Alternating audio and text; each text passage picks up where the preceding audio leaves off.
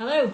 Right, today we're talking about abdominal fat, stress, and the menopause, okay? An important connection that we need to be aware of, okay? So, I'm a personal trainer, you know that, and I get asked by a lot of women how to lose weight, okay?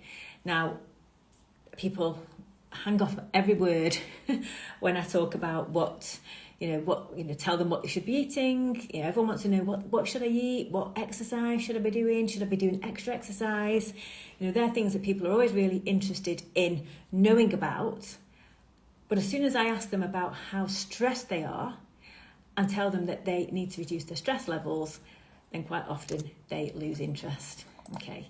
And it's quite interesting because it's actually quite important if you're of our age group, late 40s, 50s, that stress has a massive impact on your weight, okay? But we don't really realise that. We tend to look and assume that we just have to diet harder, exercise more, and that's really difficult to do, especially if you have a stressed lifestyle and you are under a lot of stress.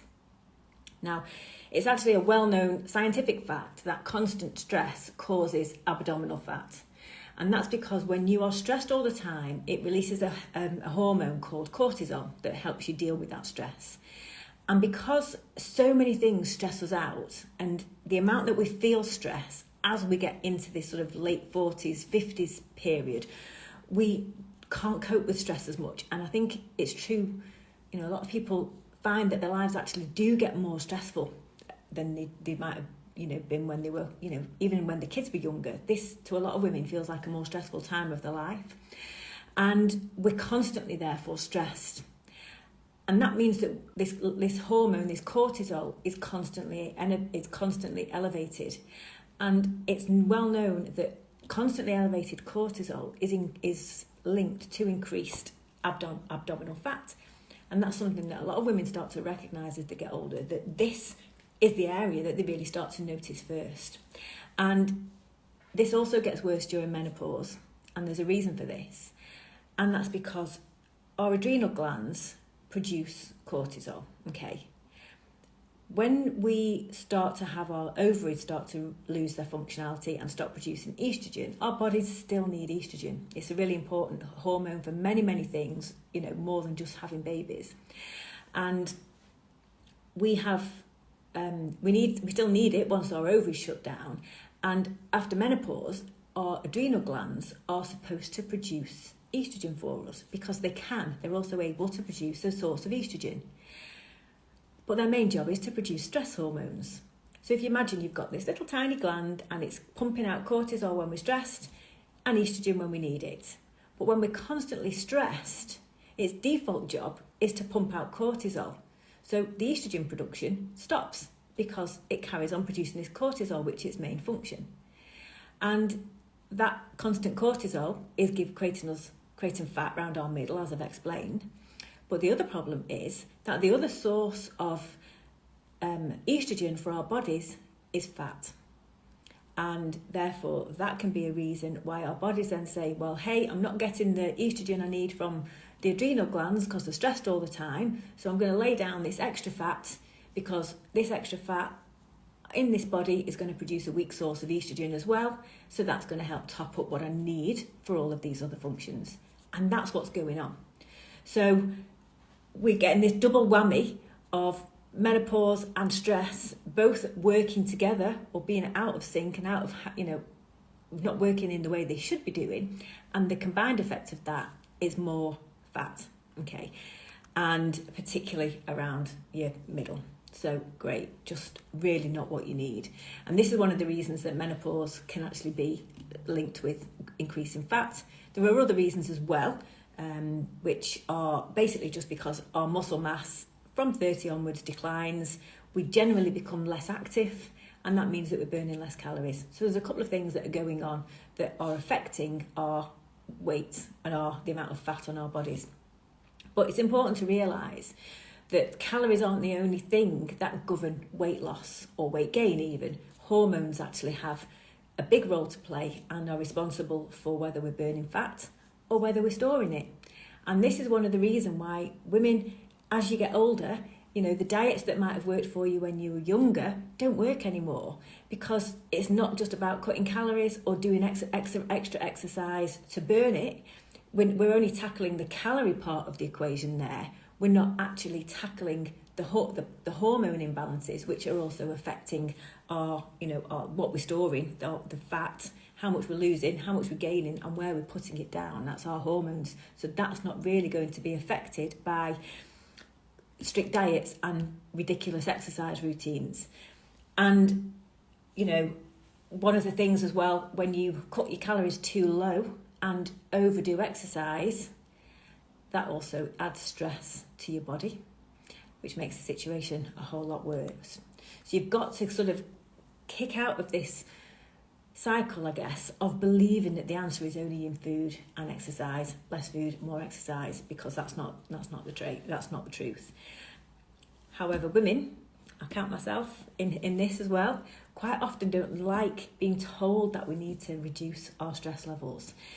We're really proud of being able to be multitaskers, being constant on the go, being needed. We've always been operating at a really high level for years.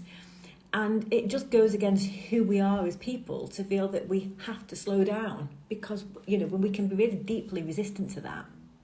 And women, we're the people who give, we're the people who care for others, and part of that means that we busy ourselves trying to find things to do to look after and care for the people in our lives, our families, our colleagues, the clients that we're working on. All of these things, we're just trying to do more all the time and please more people. But outside of that, sometimes we don't actually feel like we have a choice to reduce our stress.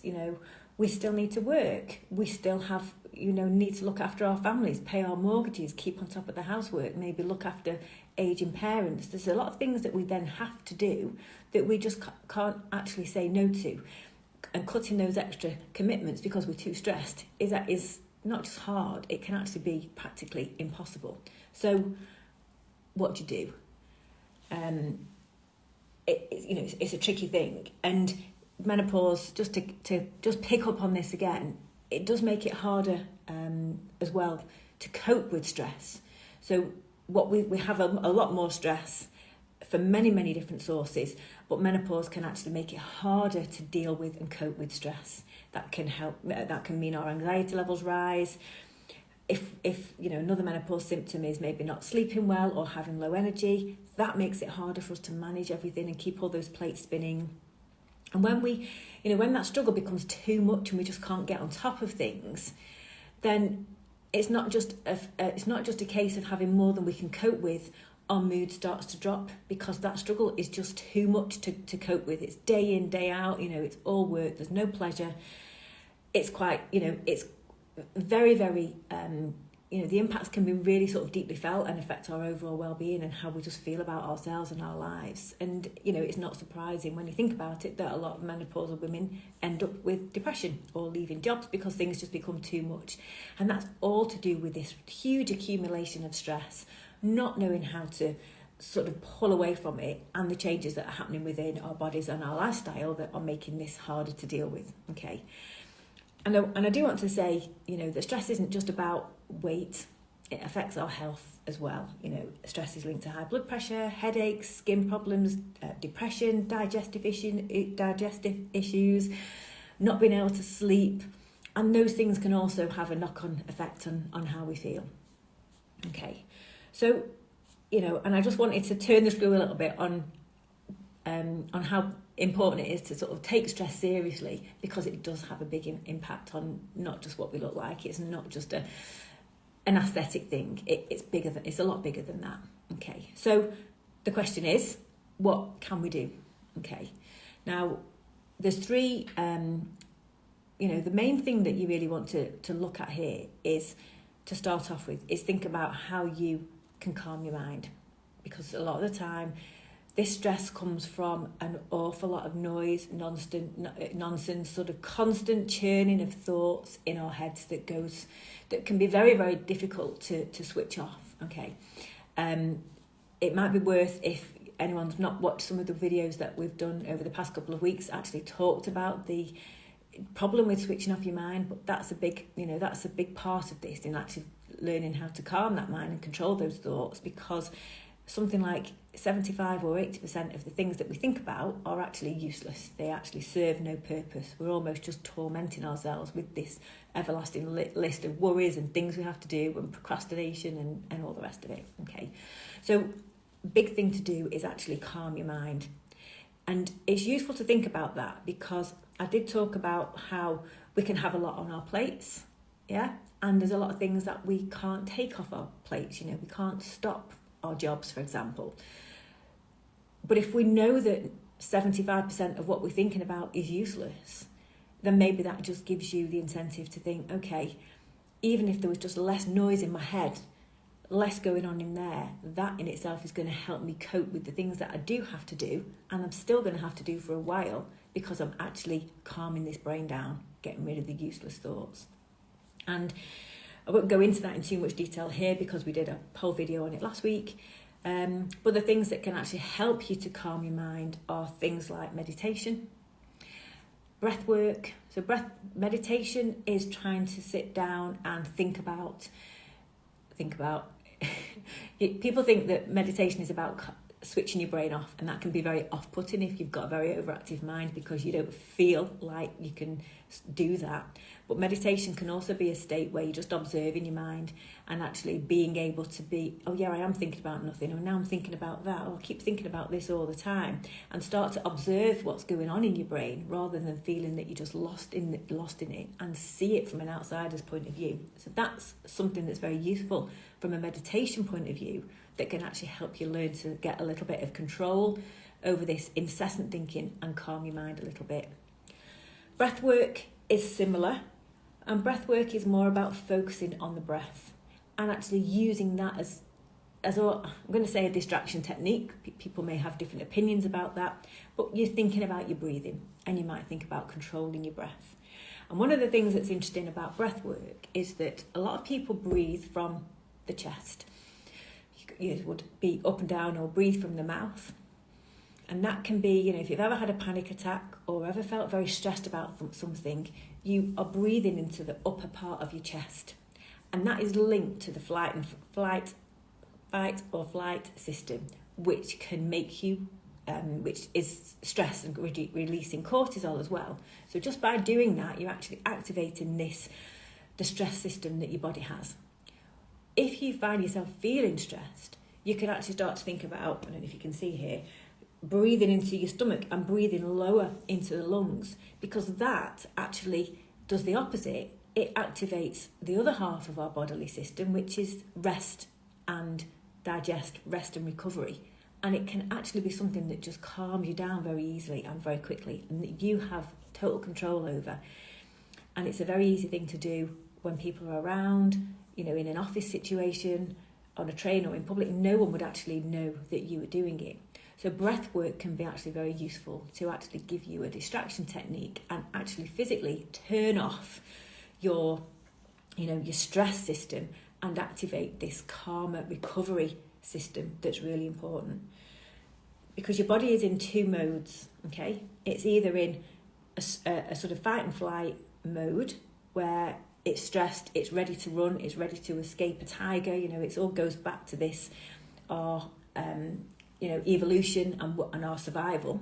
Okay, the idea is that once we've got rid of that tiger or ran away from it, we then sit down under a tree and we rest and relax and we recover. We rebuild the muscles that we've burnt, that we've damaged through running away. We reset our systems, we strengthen, we grow, we repair our body. And when we're in a stressed out mode all of the time, we're actually breaking down our bodies. Literally that's what's really happening. You're either in a breaking down your body state or a repair, rebuild and grow state. And breath work has the power or the ability to turn you from a stressed person that's attacking your own body with all this surge of crazy hormones, and actually get you into more of a resting and recovering mode, so you can start to rebuild, recover, let everything rest and get a break from all of the heightened sensations and emotions. So breath work is a very, very important or very valuable tool in this. And these are things that you can do without having to get things off your to-do list. You know, you can actually just incorporate them into your day and into your life, and they only take, you know, they can just take a very small amount of time. Mindfulness is similar. You know, mindfulness is paying attention to things. And I heard a great phrase recently that sort of said, you're not just a head.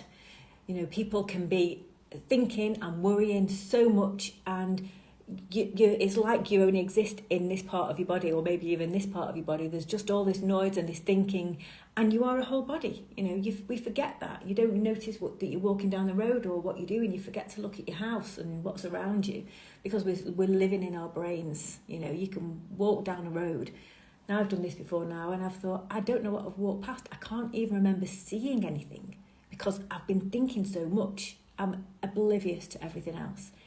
Mindfulness is about bringing your awareness out of your head and into your body, and seeing things, hearing things, feeling things. And again, that can help you just get out of that sort of stress mode and restore a little bit of calmness to yourself.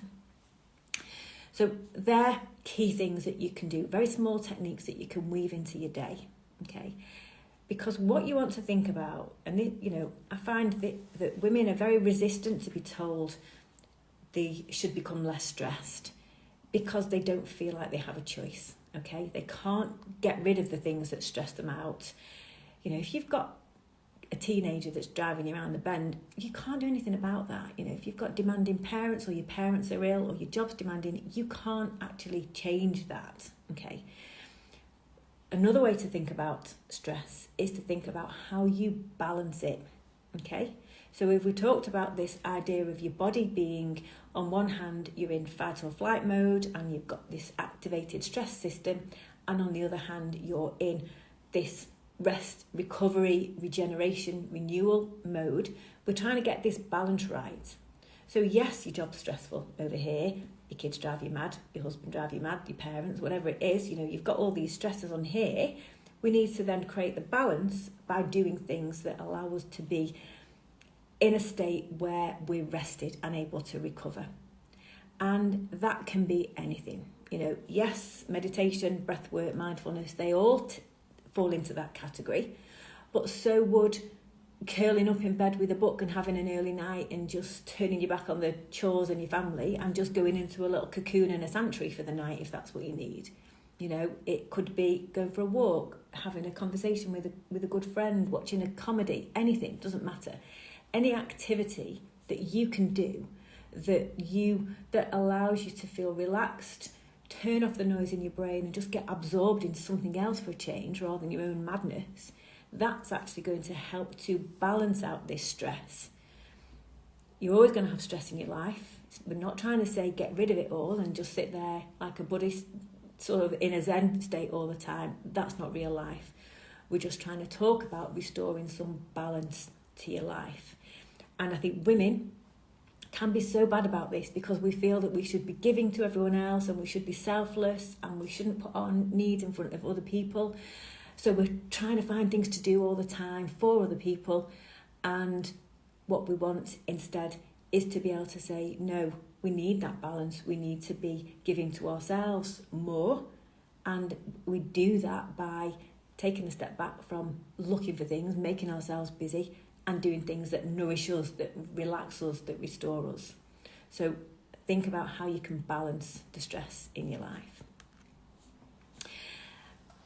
And you know, I think it's really important to, you know, you've got to believe that stress is important and worth the effort, because all of these changes that you make require some effort, you know, and we've said if your life's stressful already, you know, it takes a big push, a big reason to actually take on a little bit of more work in a short term to allow you to make some changes to your life that will make them easier, will make your life easier in, you know, in a few days or weeks or whatever it takes. And you can only do that if you accept that tackling stress is important. You know, if we deny it or put our heads in the sand or won't have a conversation about it, we're just pushing it. We're just pushing that concept away, and we're carrying on with our lives as they are, okay, and we're not making any change. So it's really important to say, right, okay, yes, this is important. It has gone too far. It's not making me happy, or it's affecting my life in a way that's not good for me, and acknowledging that, the balance is off. And, the only person who can change your stress levels is you, because at the end of the day, you're the person in control of your life. Nobody else is responsible for you. They might be responsible for making you stressed, but they're certainly never going to be responsible for reducing the stress in your life.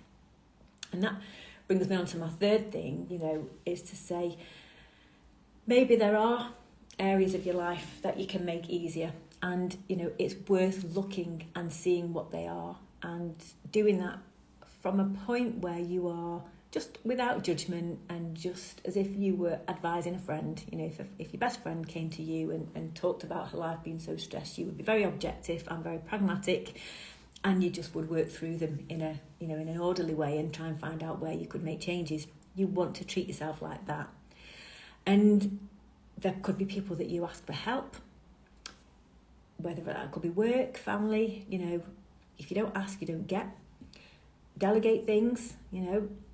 I've got a teenager. I don't know what kids you've got listening, but she's nearly 16. She can iron her school uniform. She can make her own dinner. If I was going to say I can't be bothered, but let's be honest, if I can't be bothered or I want to go out, I can leave her and let her make her own dinner. It's going to do her good in the long run. There's things that we can allow other people to do for themselves, or let our partners make the dinner, or do stuff. We don't have to be in a position where we feel like we have to serve people all the time, and that's not uncommon. And part of that becomes from thinking, well, are there better boundaries that we can set in certain areas of our lives? If you're the person who makes the dinner every night for your partner and your family, it's nearly 2023, surely that's not right. Surely that shouldn't be our roles anymore. Do we set better boundaries for those things? Okay. And other things are to think, do we, it's all linked, I guess, stop and let someone else have a turn. If you've been on a committee or in the school PTA for years doing things, maybe it's time for someone else to take on some of those roles. If you've done your time, then you can hold your head up high and say you've done something extra. Maybe it's time for someone else. Okay. So it is worth, whilst I said there are things in your life that you won't be able to, or stress that you won't be able to control, there will be some things that you can do that actually improve the boundaries and maybe get you some support. And another question I just want to ask is to say, well, what, the things that you're doing, what are you saving other people from doing? If you're doing extra, what are you doing that's making their life easier? And do they deserve an easier time any more than you do? I have a lovely client, and she really is worn out and on the edge, works really hard, and has a lovely family and grandchildren that she looks after, works 6 days a week sometimes, and she will still have her grandchildren over on a Saturday night, most weekends, to give her children a lie-in. This is a woman who has got real serious health challenges, really needs to spend more time with herself, and goes without her one lie-in a week so that her much younger children can have a lie-in. And,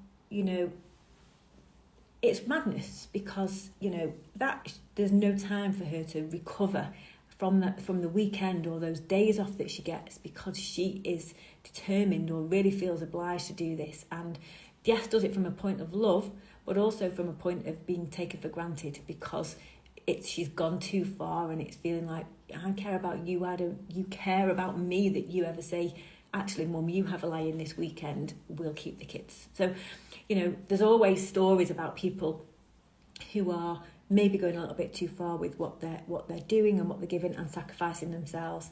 And when you start to sacrifice yourself to the point where your health, your well-being is being compromised, then that's a problem. Okay. And one of the things that women, in this age group, I hate to say age group, but it's a life stage really, where we may be going through the menopause, our kids are growing up, our lives are changing, and we've been doing the same things for a very long time. starting to feel that actually this is our time now, this is my time now, and this is something I hear a lot of women that I work with suddenly realise, actually, no, this is my time. I've done so much for so many people for so long. It's time for me to give back to me.